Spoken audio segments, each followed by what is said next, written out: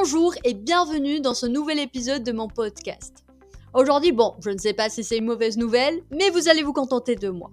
Tout simplement parce que j'ai choisi un sujet que je maîtrise bien, qui fait partie de mon domaine, qui est le marketing de contenu. Je vais justement vous expliquer qu'est-ce que c'est, comment produire du contenu et surtout quel budget justement allouer à cette mission. Est-ce vraiment nécessaire? Pour commencer, qu'est-ce que le marketing de contenu? Le marketing de contenu est une stratégie à long terme qui consiste à la création et distribution régulière de contenus à forte valeur ajoutée pour vos prospects et clients. Ces contenus vous permettent d'éduquer, de divertir, de répondre aux problématiques de votre audience et ainsi prouver votre expertise. Le marketing de contenu est un véritable levier de croissance avec à la clé de la visibilité, des nouveaux clients et une meilleure fidélisation.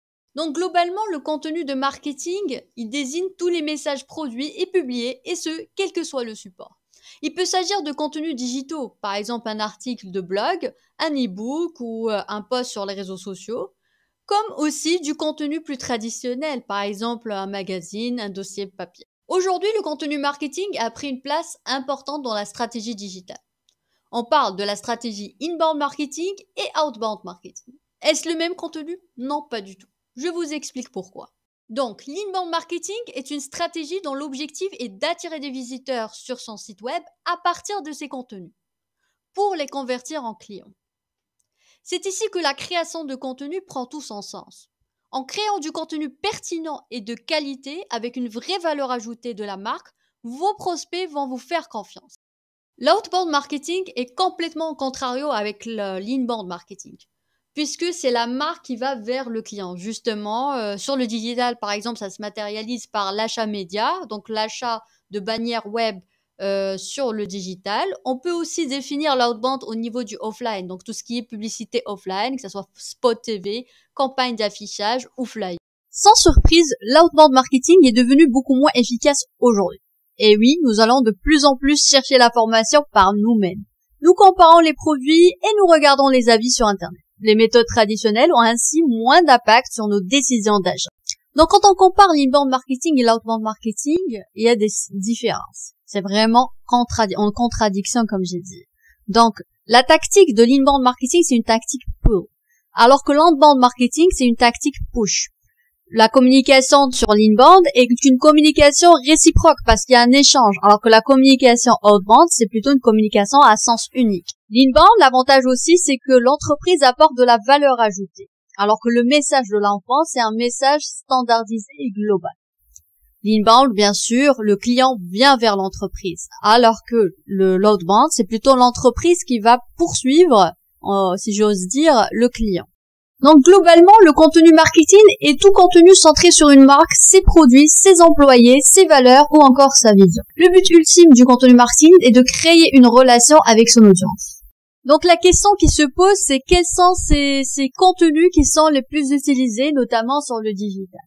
Donc je vais donner comme exemple les publications sur les réseaux sociaux, comme par exemple les publications Facebook, LinkedIn, Instagram, pour justement interagir avec sa communauté.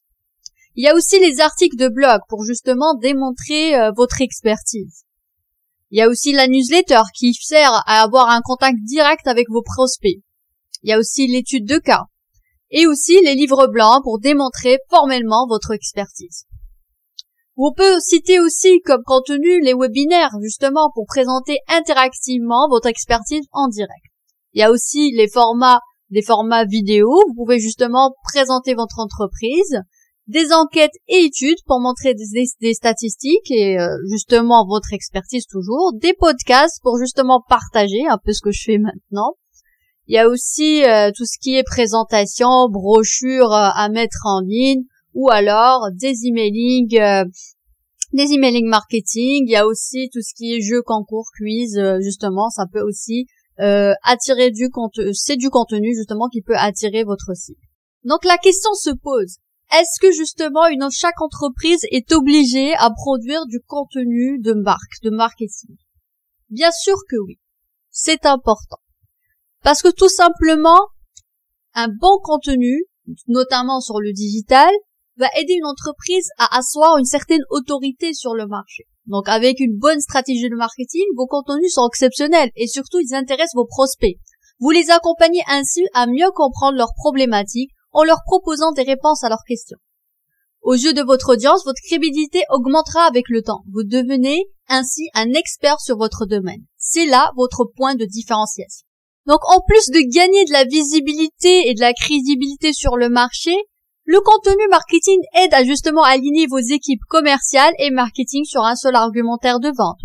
Ça favorise aussi le référencement de votre site web sur Google, justement, qui va attirer du trafic sur votre site web. Le contenu, ce n'est pas non plus une formule magique, ça va pas forcément convertir vos leads potentiels en clients, mais il favorise justement, il attise aussi la curiosité de clients potentiels qui pourraient justement devenir des leads, des opportunités que vous pouvez transformer en clients. Après pas mal de recherches, donc j'ai trouvé pas mal de chiffres assez intéressants par rapport au contenu marketing et les tendances du contenu marketing. Malheureusement, je n'ai pas trouvé de chiffres qui concernent le Maroc, il y en a pas. Mais j'ai trouvé des chiffres assez intéressants. Je trouve que les stats sont vraiment intéressants, c'est pour ça que je les partage avec vous sur justement les tendances du contenu marketing. Par exemple, je vais commencer par cette catégorie. Donc, c'est un cabinet français qui fait du conseil et justement des études de marché qui a partagé ces chiffres. Donc, pour les tendances de contenu marketing, 56% des entreprises veulent augmenter le budget de création de contenu. 61% des marketeurs estiment que leur priorité numéro 1 est de mieux mesurer et analyser leur effort web marketing. 70% des marketeurs préfèrent miser sur la qualité des contenus. 62% des entreprises de plus de 5000 employés produisent du contenu quotidiennement. 84% des personnes attendent des marques qu'elles produisent des contenus intéressants avec une vraie valeur ajoutée et une expérience différenciante. Je partage avec vous aussi les chiffres sur le mobile qui sont très intéressants aussi. 53% des utilisateurs mobiles quittent un site si le temps de chargement est supérieur à 3 secondes. 75% des utilisateurs font une recherche sur mobile pour répondre à un besoin immédiat. 125% d'augmentation de trafic mobile chaque année contre 12% sur le PC. 81% des recherches sur mobile proviennent de Google. Ce qui est intéressant aussi dans les chiffres, c'est qu'il y a aussi une partie sur le contenu en B2B.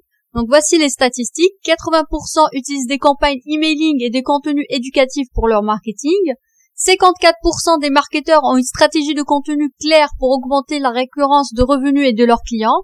80% des marketeurs B2B produisent du contenu en fonction du parcours client.